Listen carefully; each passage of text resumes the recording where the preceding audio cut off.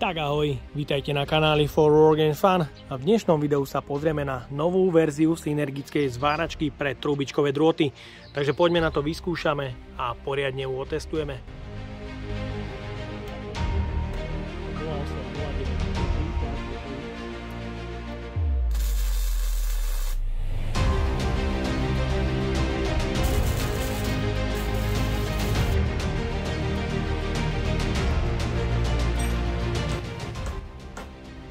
Borci v dielniach Parksideu sa neustále snažia zlepšovať svoje produkty, nie vždy sa im to ale darí, ale dnes po 2 rokoch tu máme nový model zváračky na trubičkový drôt.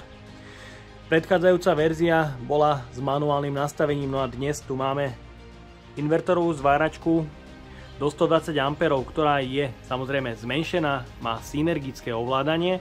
Jej modelové označenie PIFDS 120A1 stále s 3-ročnou zárukou a mimoriadne lákavou cenovkou do 100 €. Takže poďme na to, odbalíme si ju. Už z balenia je vidieť, že to bude miniatúrna zváračka. Takže v balení nájdeme užívateľský manuál. Máme tu plastový štít na ochranu zraku. Držiak na ochranný štít, kefa a kladívko pre oklepávanie strusky v jednom. Je tu krátky popruh pre zavesenie zváračky cez pleco. Ďalej je v balení sklíčko na ochranný štít.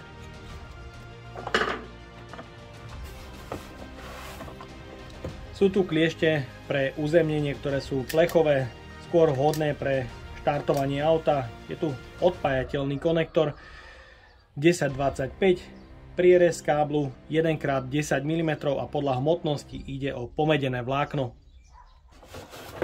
Máme tu sieťový kábel a samotnú zváračku, samotný malý miniatúrny zdroj na trubičkový drôt. Hneď na prvý pohľad je vidieť, že oproti predchádzajúcej verzii má len minimalistické rozmery. Tie rozmery sú tak zhruba 1/3 z predchádzajúceho modelu.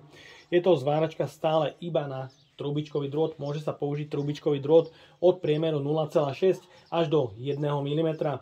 Záleží podľa hrúbky zváraného materiálu. Vďaka svojim minimálnym rozmerom a nízkej hmotnosti je predurčená na zmenu zvárania v rôznych miestach. Preto by bolo ale vhodné umiestniť na zváračku jedno pevné madlo, nie len popruh pre zavesenie cez pleco. Mne osobne sa s tým pracuje o mnoho lepšie. Ďalej je tu štítok o zaťažení, na ktorom je trošku neštandardne uvedený zaťažovateľ, kde výrobca jednoducho uvádza iba maximálny pracovný čas nepretržitého používania na 2 minúty a v prerušovanom na 30 minút. V predchádzajúcej verzii bol zaťažovateľ na 120 A 10%, tam to znamenalo, že môžete zvárať iba 1 minútu na 120 A. Na tejto zváračke to vychádza až na 2 minúty. Z boku nájdeme prieduch odvetrania, vzadu nájdeme tlačítko zapnutie, vypnutie, prieduch odvetrania, sieťový kábel na 230 V, ktorého dĺžka sú až 4 metre a použitý kábel je 3x1,5. Pod krytom nájdeme celoplastový podávač pre podávanie hrúbky drôtu od 0,6 až do 1 mm. Môže sa použiť iba trubičkový drôt, ktorý na svoju ochranu nepotrebuje žiadny plyn. Ten plyn je integrovaný v drôte a súčasťou balenia je jedna malá 0,5 kg cievka s hrúbkou drôtu 0,9 mm. Náhradné špičky sú 0,6, 0,8 a jednotka a je škoda, že v novej verzii nemáme odkladací priestor pre tento spotrebný materiál. Máme tu taktiež vodiace koliesko pre trubičkový drôt. Z jednej strany je to 0,8, 0,9 a 1 mm a z druhej strany je to 0,6. Je to osadené na štvorcovom hriadeli a pre prítlak je použité ložisko. Je to celé plastové, takže určite odporúčam, ak so zváračkou nezvárate, určite nemajte ten podávač a prítlak neustále zatvorený. Mohlo by to časom spôsobiť nejakú deformáciu plastov a tým znížiť prítlak na vodiace koliesko. Z čelnej strany nájdeme jeden šteker pre montáž zemiacich klieští, čo je určite fajn, je, že to je štandard 1025. Je to určite vylepšenie oproti predchádzajúcej verzii, pretože tá mala napevno aj zemiace kliešte. Máme tu kontrolku zapnutia stroja, kontrolku prehriatia stroja a jeden potenciometer pre nastavenie zváračky. Ten má piktogramy pre hrúbku zváraného materiálu od 0,8 až do 3 mm. Je to synergická zváračka, preto spája v jednom potenciometri nastavenie rýchlosti posuvu drôtu a taktiež zvyšovania ampérov. Horák je stále osadený napevno. Máme tu závit, pod ktorým sa nachádza demontovateľná špička. Je to takto pri zváračkách pre trubičkové drôty správne. Zvára sa len so špičkou bez hubice, prečo najlepšie uvoľnenie plynu z trubičkového drôtu. Tie špičky sú bežne dostupné, sú vymeniteľné a taktiež je odpojiteľný tento difúzor so závitom, kde je oceľový bowden pre jeho ďalšiu výmenu, pretože práve toto je najväčšou poruchou pri zváračkách, ktoré majú napevno osadený bowden. Ten bowden sa časom určite zlomí a je dobré, že sa dá týmto spôsobom jednoducho vymeniť.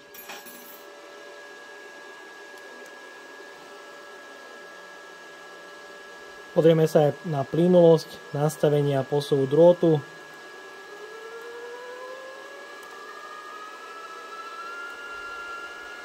A toto je maximum.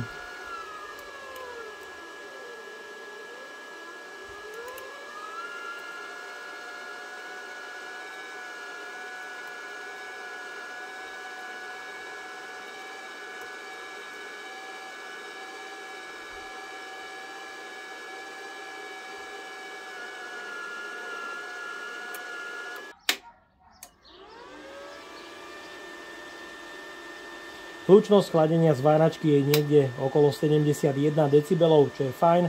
Zváračka, ak sa vypne, má dobeh chladenie zhruba nejakých 5 sekúnd. Celková hmotnosť zváračky nepresahuje 3500 gramov, s tým, že vo vnútri už je namontovaný prídavný materiál. Zváranie trubičkovým drôtom prináša výhody a samozrejme aj nevýhody, o ktorých si povieme neskôr. No a zváračka je určená pre zváranie hrúbky materiálu od 0,8 mm, takže začneme zváraním tenkého plechu o hrúbke 1 mm.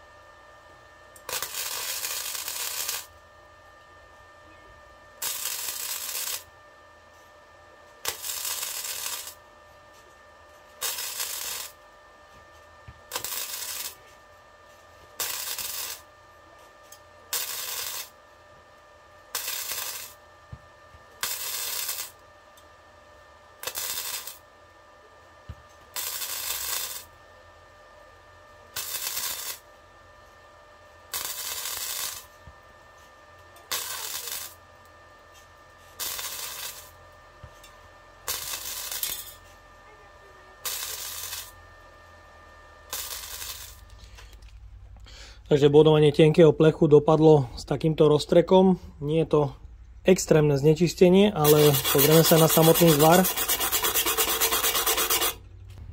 Ťažko povedať, či je to zazvárané. Pozrieme sa na to aj z druhej strany. A z druhej strany je vidieť, že miestami tam je nejaký ten prievar.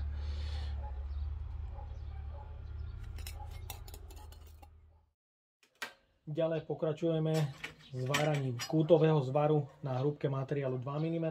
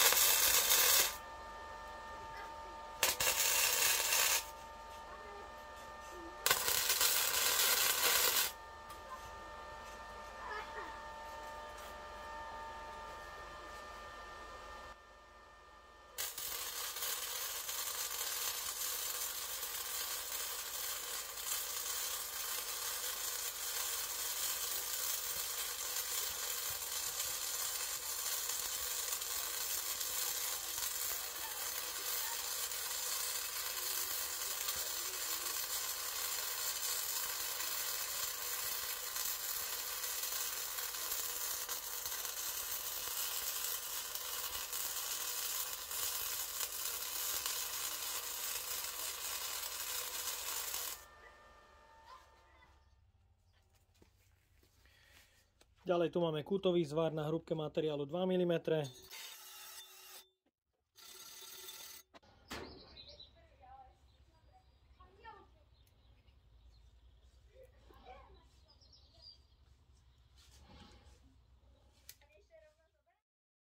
A vyskúšame zvárať aj tenký jaklový profil.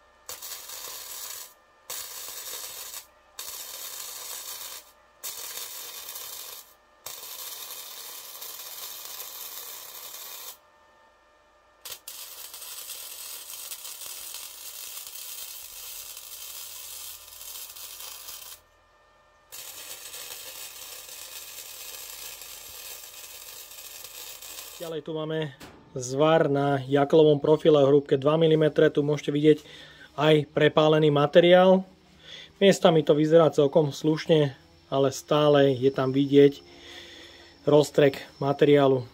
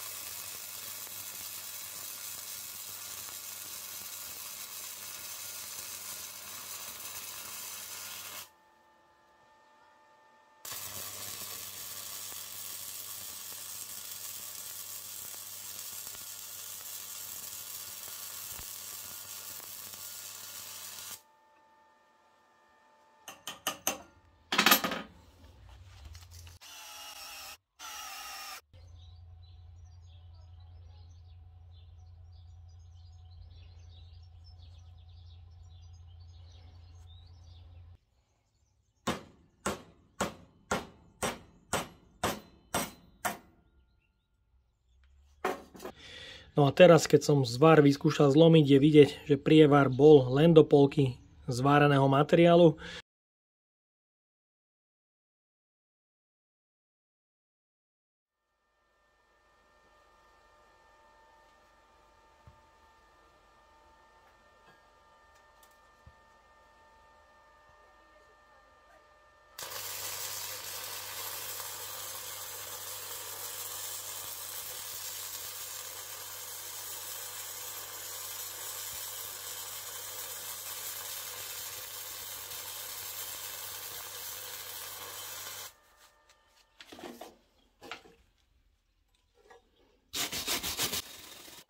No a zvar na tupo na hrubšom materiále vyzerá celkom dobre.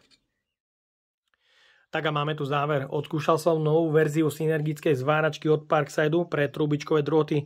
Musím povedať, že v tej synergii sa mi s ňou zváralo celkom schopne. Drôt podávala stabilne a ovláda sa veľmi, ale veľmi jednoducho.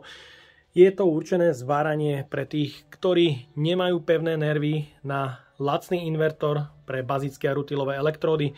Ak sa nechcete učiť zvárať elektródov, nechcete veľa investovať do migmagovej zváračky, nejakých 300 až 400 eur, nemáte kde uskladniť takýto zvárací invertor, môžem povedať, že toto môže byť cesta pre niektorých z vás, ktorí si chcete doma na domáce použitie pozvárať nejakú tú drobnú konštrukciu, sem tam niečo zlepiť, zbasliť, tak si myslím, že do tej hrúbky materiálu 2,5 mm to môže byť celkom dostačujúca voľba.